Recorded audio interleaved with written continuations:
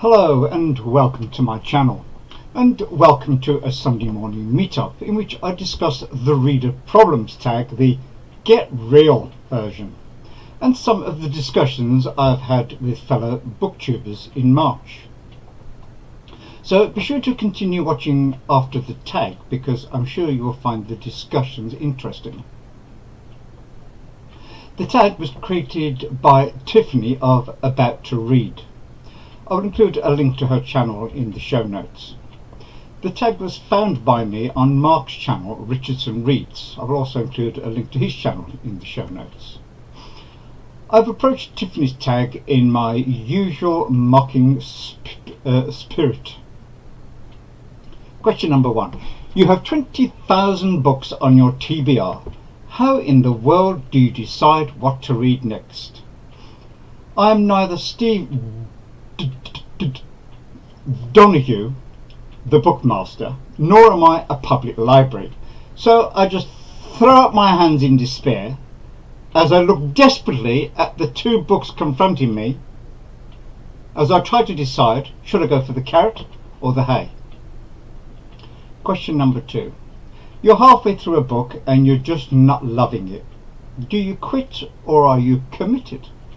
Again, I'm neither Steve nor Sean the book maniac, so I don't have Steve's reading muscles to continue with a book I'm not loving, nor do I have Sean's commitment to quit at the slightest provocation. Question number 3. The end of the year is coming and you're so close but so far away on your Goodreads reading challenge. Do you try to catch up, and how? Goodreads? Goodreads? What is that? Is it required? If you don't have a Goodreads challenge, will you be kicked off BookTube by the BookTube reading police? If I did have a Goodreads challenge, I would read the cereal packet every day for 2 weeks and count that towards my goal. Question number 4. The covers of a series you love do not match. How do you cope? Help! I'm having a serious crisis. I don't know how I'm going to cope. I'm such an emotional mess. My Barsetshire Chronicles series is all mismatched. What shall I do? I will never be able to face BookTube again. Boo-hoo! Question number 5. Everyone and their mother loves a book you really don't like. Who do you bond with over shared feelings? Oh no, everyone says they love that book I really can't stand. Now everybody hates me. I'm pouring out my heart to you, BookTube. Please comfort me in my sad distress. Question number 6. You're reading a book and you're about to start crying in public. How do you deal? Pull yourself together, you big girl's blouse. Question number 7. A sequel of a book you love just came out, but you've forgotten a lot from the prior novel.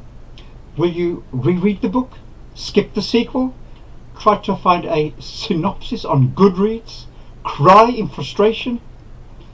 None of the above. I will wait 10 years for all the foolish hype to calm down and then probably forget all about it. Question number 8. You do not want anyone borrowing your books. How do you politely tell people nope when they ask? No, go and buy your own, you old skinflint. Question number 9. Reading ADD. You've picked up and put down 5 books in the last month. How do you get over your reading slump? If I've picked up 5 books in the last month, it's because I've read them. There's only one way to get over a reading slump, and that is to read the first sentence, and then the next sentence, and then the sentence after that, and then the next sentence. I think you get the idea. Question number 10. There are so many new books coming out that you're dying to read. How many do you actually buy? None. I get them from the library. That is what libraries are for. Duh. Question number 11. After you've bought the new books you can't wait to get to, how long do they sit on your shelf before you get to them? New books are like wine. They need to mature for at least 10 years before they are ready to be read. Wolf Hall, published in 2009, is now ready to be read. Point taken? This is an old tag, so if you haven't done it yet, consider yourself tagged. Yes, I mean you. And now to some discussions I've been having with other booktubers in March. I asked Lala of BooksandLala if she found that the plots or characters of thrillers stayed with her. In preparing my top 10 favourites for Jason's compilation, none of them were thrillers. Most of the thrillers I have read tend to be like candy floss or Chinese food. As soon as I've consumed them, I've forgotten them and need another one.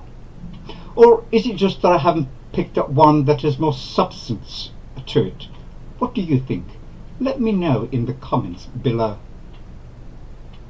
I spoke to Alex of Whatpageareyouon about reading long books. I think the fact that you are immersed in a long story and spend a lot of time with certain characters makes them resonate more in the mind. I'm currently reading The Raj Quartet, as everybody knows, by Paul Scott, which is 1,965 pages long. It is a dense, slow, multi-layered work. It is challenging, but I think will be ultimately rewarding. What do you think about long books? Let me know in the comments below. I spoke to Mercedes of Mercy's Bookish Musings about the question of difficult and challenging books and whether it is worth our while either to attempt them or to give up on them, which is not always an easy matter to decide. We have limited time and an unlimited number of books, so it becomes a matter of personal judgment and choice. I listened to Steve about developing reading muscles, and of course we all know that Sean is the champion of bailing, and usually not without cause. Although I agree with both of them for different reasons, i.e. some books are worth persevering with and others deserve to be ditched. On a related topic, ultimately we can't read all the books available, so we have to make decisions on which ones we pass on. If I've heard negative things about a book from a booktuber I trust, I will pass on it, so I won't be wasting my time with it. That is not to say that either they or I am right, but I'd rather spend my time on a book I think I'm likely to enjoy rather than one I think I won't. There is a disconnect between the number of books we want to read and the amount of time we have available for reading.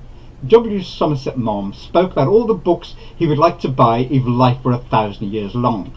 What do you think? Let me know in the comments below. I spoke to Britta about her idea of critiquing Pride and Prejudice, which I thought was a brilliant idea. I agreed with her that we tend to be less critical than we should be about our favourite classics. Check out her brilliant video and let me know in the comments below what you think. There's a link to her video below. Joe Smith, a prolific and intelligent commentator, wrote, I've never read Maugham, but have The Painted Veil and The Razor's Edge on my shelf. Which would you recommend the most of the two? I replied, with regards to Maugham, I think The Razor's Edge has the edge. But they are both excellent novels. The Razor's Edge will give you a very good introduction to Maugham's typically delightful, cynical style. Here are the blurbs for both books. In The Painted Veil, Kitty Fane is the beautiful but shallow wife of Walter, a bacteriologist stationed in Hong Kong. Unsatisfied by her marriage, she starts an affair with charming, attractive and exciting Charles Townsend. But when Walter discovers her deception, he exacts a strange and terrible vengeance. Kitty must accompany him to his new posting in remote mainland China, where a cholera epidemic rages. First published to a storm of protest, The Painted Veil is a classic story of a woman's spiritual awakening. In The Razor's Edge, Larry Darrell is a young American in search of the absolute. The progress of this spiritual odyssey involves him with some of Maugham's most brilliant characters. His fiancée, Isabel, whose choice between love and wealth have lifelong repercussions, and Elliot Templeton, her uncle, a classic expatriate American snob. The most ambitious of Maugham's novels, this is also one in which Maugham himself plays a considerable part as he wanders in and out of the story, to observe his characters struggling with their fates. After hearing the blurbs, which book would you like to read? Let me know in the comments below. I spoke to Mel of Mel's Bookland Adventures about receiving negative feedback on videos. Mel said she got a negative comment on one of her videos and it inhibited her from filming for a while. I told her that I'd got a thumbs down on my intro video. My reaction was, "How can you not love me? I'm adorable." I encouraged her to just keep on doing her own thing in her own way and ignore the odd one or two who want perfection. I said, don't let perfection be the enemy of the good. I know that my videos are not as perfect as I would like them, but if I wait until they're perfect, I would never make any progress. Do you agree? Let me know in the comments below. I was speaking to Roz of A Journey Through Books, one of my BookTube friends who lives in South Africa, about the BookTube Prize and the BookTube Festival that I only recently discovered on Sue's channel, Sue's Book Nook. And Ross suggested that it would be a great idea to live stream the festival or record it for those of us who live outside the USA and would love to be involved remotely. I spoke to Robert of Barter Hordes, who is organising the BookTube Prize and Festival, about this issue. Robert replied, I'm going to try to have someone vlog the weekend's get together, but we'll also record and or live stream the Saturday dinner where we announce the winner. I said that I thought that that was brilliant and that I would spread the word via my little channel and put a link to his announcement video. You will find it below. I'd like to encourage everyone to get behind our very own BookTube Book Prize and to spread the word if you have your own channel. In my forthcoming Wednesday interlude, I will be shining the spotlight on the life and works of Sir Arthur Conan Doyle. If you only know Doyle from Sherlock Holmes, then you do not know very much about Doyle, so be sure to ring the notifications bell if you want to learn more about him. So that's all, folks. Remember to comment, subscribe, like and share, and I'll be back soon with another BookTube video.